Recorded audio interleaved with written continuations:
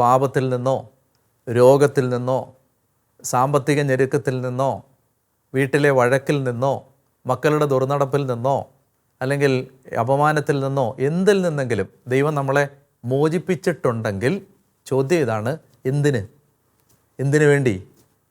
ഒറ്റ കാര്യത്തിന് വേണ്ടിയാണ്, നമ്മൾ ആരാധകരായി മാറാനാണ്. So this is our Christian identity, that of a worshipper, ആരാധിക്കാൻ. വിശുദ്ധ പാദ്രെ പിയോയുടെ ജീവിതത്തിൽ മനോഹരമായ ഒരു രംഗമുണ്ട്. അതായത് അദ്ദേഹത്തിന് ഏതാണ്ട് 10 വർഷത്തോളം മേലധികാരികളിൽ നിന്ന് വിലക്കുണ്ടായി. പരസ്യമായിട്ട് കുർബാന അർപ്പിക്കാൻ വിലക്ക്. അതുപോലെ തന്നെ അദ്ദേഹത്തിന് മറ്റുള്ളവർക്ക് കുമ്പസാരം കൊടുക്കാൻ വിലക്ക്. അതുപോലെ പബ്ലിക്കായി സർവീസുകൾ ഒക്കെ നടത്താൻ വിലക്ക്.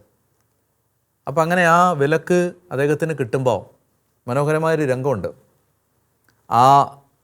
തൻ്റെ മേലധികാരികൾ തനിക്ക് ഈ കാര്യങ്ങളിൽ നിന്ന് വിലക്കേർപ്പെടുത്തിയിരിക്കുന്ന ആ കത്ത് അദ്ദേഹം വായിക്കുന്ന ആ രംഗത്ത് കണ്ണിൽ നിന്ന് ഇങ്ങനെ കണ്ണുനീര് ഉരുണ്ട് കവിളിലൂടെ താഴേക്കൊഴുകി ഈ പേപ്പറിലേക്ക് വീഴുമ്പോൾ അദ്ദേഹം ചോദിച്ച ഒരു ചോദ്യമുണ്ട്, ആരാധിക്കാൻ വിലക്കുണ്ടോ? ആരാധിക്കുന്നതിന് വിലക്കില്ലല്ലോ. അതുകൊണ്ട് അദ്ദേഹം പറയും, ഐ ഒബേ, നിങ്ങളീ പറഞ്ഞ എല്ലാ കാര്യങ്ങളും ഞാൻ അനുസരിക്കുന്നു, ഞാനത് അംഗീകരിക്കുന്നു. പ്രതിഷേധമില്ല, സമരമില്ല, കൊടിപിടിക്കലില്ല, എതിർപ്പുകളില്ല, സംഘം ചേരലില്ല, മുദ്രാവാക്യം വിളികളില്ല, മുഖത്ത് വെറുപ്പ് പ്രകടമാക്കി നടക്കാനില്ല. ഞാൻ സന്തോഷവാനാണ്, കാരണം എനിക്ക് ആരാധിക്കുന്നതിന് വിലക്കില്ലല്ലോ. That is so close to my identity. അതെന്നിൽ നിന്ന് എടുത്തു മാറ്റപ്പെടുന്നവരെ എനിക്ക് പ്രശ്നമില്ല. അപ്പം നമ്മുടെ what is our Christian identity? വർഷിപ്പറാണ്. നമുക്ക് വേറെ ഏത് കാര്യം നമ്മളിൽ നിന്ന് എടുത്തു മാറ്റിയാലും നമുക്ക് സങ്കടമില്ല. നമ്മൾ ആരാധകരല്ലാതായി മാറരുത്. അതുകൊണ്ട് പ്രിയപ്പെട്ടവരെ, ഈ യാത്ര നമ്മൾ നടത്തുമ്പോൾ നിങ്ങളുടെ മനസ്സിലേക്ക് ഇത് ആഴത്തിൽ പതിയട്ടെ എന്ന് ഞാൻ പ്രാർത്ഥിക്കുന്നു. നമ്മൾ ആരാണ്? നമ്മൾ ആരാധകരാണ്. നമ്മൾ ദൈവത്തെ ആരാധിക്കാൻ ദൈവം വിളിച്ചവരാണ്. So God is priority number 1. എന്താണ് വർഷിപ്പ് എന്നറിയാമോ? ദൈവത്തെ ഹൃദയത്തിൽ 1-ാം സ്ഥാനത്ത് വെക്കുന്നതിൻ്റെ പേരാണ് ആരാധന. Putting God in priority number 1 is worship. ദൈവത്തെ ഹൃദയത്തിൽ 1-ാം സ്ഥാനത്ത്. പണമല്ല, സ്ഥാനമാനങ്ങളല്ല, ലോകമല്ല, അംഗീകാരങ്ങളല്ല, നേട്ടങ്ങളല്ല, യാത്രകളല്ല, വേറൊന്നുമല്ല. ദൈവമാണ് ഒന്നാമത്തേത്. ദൈവത്തിൻ്റെ മുമ്പിൽ ബാക്കിയെല്ലാം രണ്ടാമത്തേതാണ് എന്ന് ഒരാൾക്ക് ചിന്തിക്കാൻ പറ്റുമ്പോൾ അതിനെ വിളിക്കുന്ന പേരാണ് ആരാധന. പല ആളുകളും വിചാരിച്ചിട്ടുണ്ട് ആരാധന എന്ന് പറഞ്ഞാൽ ഇങ്ങനെ കുറേ വാക്കുകൾ പറയുന്നതാണെന്ന്. പ്രാർത്ഥിക്കുന്നതാണ്, പാടുന്നതാണ്. അല്ല, നിങ്ങൾ ബൈബിൾ ശ്രദ്ധിച്ച് വായിച്ചാൽ worship is not an action but an attitude. അതൊരു പ്രവൃത്തിയല്ല, അതൊരു മനോഭാവമാണ്. ദൈവം ഒന്നാമത്, ഹൃദയത്തിൽ ഒന്നാമത്. ദൈവമാണ് ഏറ്റവും വലുത്, ദൈവത്തിനാണ് ഏറ്റവും പ്രാധാന്യം.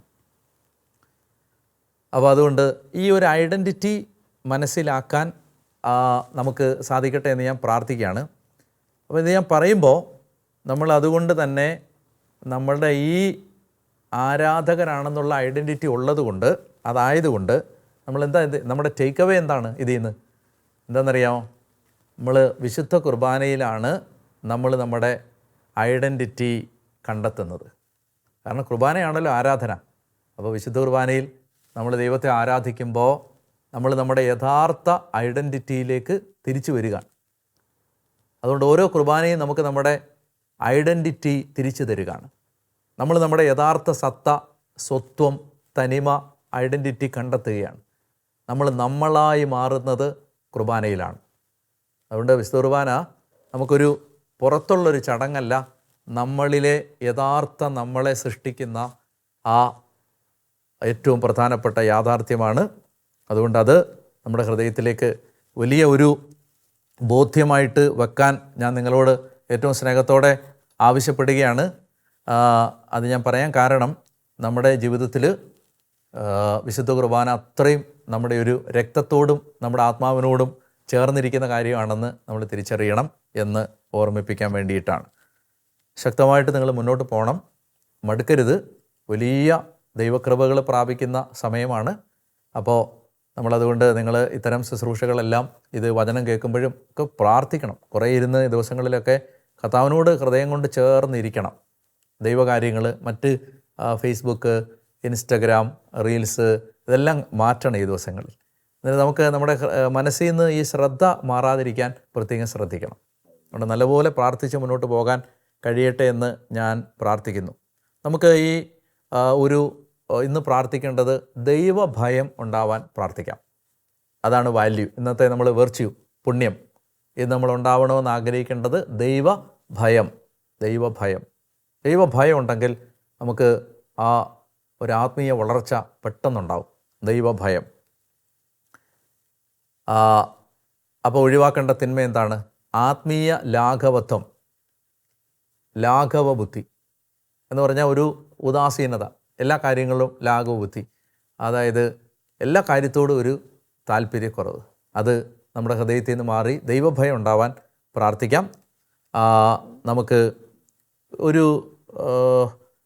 ഇന്ന് നമുക്ക് ചെയ്യാനായിട്ട് നമ്മൾ പ്രധാനമായിട്ടും ശ്രമിക്കേണ്ട ഒരു കാര്യം, ഞാൻ ഒരു 15 മിനിറ്റ് ഒരു നിശബ്ദത പാലിച്ച് ഒന്ന് ശാന്തമായിട്ടിരിക്കാൻ ശ്രദ്ധിക്കുക. അത് ആ ഫോണെല്ലാം മാറ്റി വെക്കണം. എന്നിട്ട് വേറെ ഒന്നുമില്ല, ശാന്തമായിട്ട് സ്വസ്ഥമായിട്ട് എവിടെയെങ്കിലും ഇരുന്ന് ഒരു നിശബ്ദതയിൽ ഒരു 15 മിനിറ്റ് കർത്താവിനെ ഒന്ന് കേൾക്കാൻ, ദൈവം എന്തെങ്കിലും പറയുന്നുണ്ടോ എന്ന് ശ്രദ്ധിക്കാൻ, അങ്ങനെ ഒന്ന് ഏകാഗ്രമായിട്ടിരിക്കാൻ. അതാണ് ഇന്നത്തെ ഒരു ടാസ്ക് എന്ന് പറയുന്നത്. നമുക്ക് ഇന്ന് നമ്മൾ പ്രാർത്ഥിക്കേണ്ട പ്രാർത്ഥന ഇതാണ്: കർത്താവേ, എന്നെ യഥാർത്ഥ ആരാധകനാക്കി മാറ്റണമേ. കർത്താവേ, എന്നെ യഥാർത്ഥ ആരാധകനാക്കി മാറ്റണമേ എന്ന് നമുക്ക് ആഗ്രഹിച്ച് പ്രാർത്ഥിക്കുകയും ചെയ്യാം. ആശീർവാദം ആരാധനയിൽ ഈശോ നമുക്ക് തരും. നമുക്ക് നന്നായിട്ട് ഒരുങ്ങി പ്രാർത്ഥിച്ച് ആശീർവാദം സ്വീകരിക്കാം.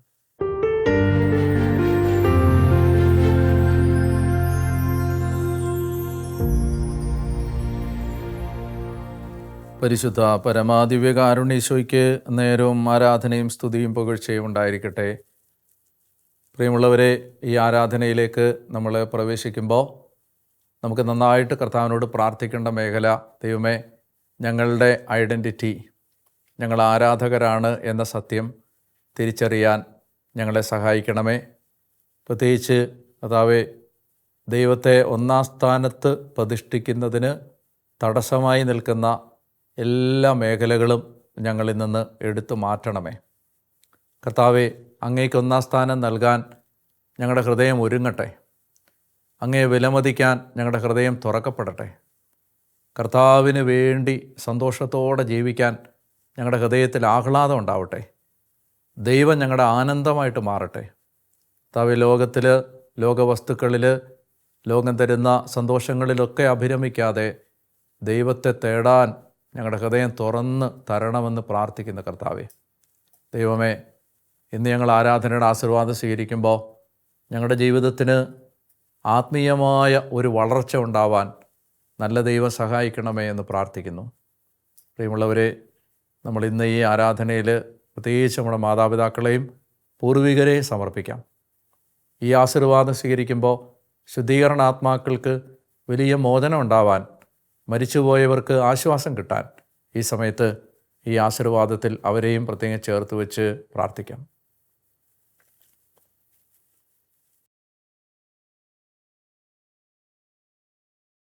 സർവശക്തനായ ദൈവം നിങ്ങളെ എല്ലാവരെയും അനുഗ്രഹിക്കട്ടെ. യഥാർത്ഥ ആരാധകരായി മാറുന്നതിന് നിങ്ങളുടെ ഹൃദയവും മനസ്സും ശരീരവും ദൈവമായ കർത്താവ് സജ്ജീകൃതമായ അവിടുത്തെ ആലയമാക്കി മാറ്റട്ടെ. പരിശുദ്ധാത്മാവിൻ്റെ കൃപാവരം നിങ്ങളിൽ നിറയട്ടെ. ദൈവ തേജസ്സുള്ളവരായി നിങ്ങൾ മാറട്ടെ. ആത്മീയമായ കാര്യങ്ങൾക്ക് വില കൽപ്പിക്കാൻ ഉതകുന്ന ആത്മാവിൻ്റെ ഫാക്കൽറ്റികൾ നിങ്ങളിൽ തുറക്കപ്പെടട്ടെ. കർത്താവുമായി ലയിച്ചു ചേരുന്നതിന് തടസ്സമായി നിൽക്കുന്ന എല്ലാ ബന്ധനങ്ങളും മാറട്ടെ. നിങ്ങളുടെ കുടുംബങ്ങളിലേക്ക് ഒരു ആത്മീയ ഉണർവും ഒരു ഉത്സാഹവും അഭിഷേകവും ഉണ്ടാവട്ടെ. നിങ്ങളുടെ മരിച്ചുപോയവർക്ക് നല്ല ആശ്വാസവും പ്രത്യാശയും വിമോചനവും ഉണ്ടാവട്ടെ. യേശുവിൻ്റെ തിരുശരീരത്തിൻ്റെ യോഗ്യതകളാൽ തന്നെ. ആമേൻ. പരിശുദ്ധ പരമദിവ്യകാരുണ്യ എന്നേരവും ആരാധനയും സ്തുതിയും പുകഴ്ചയും ഉണ്ടായിരിക്കട്ടെ.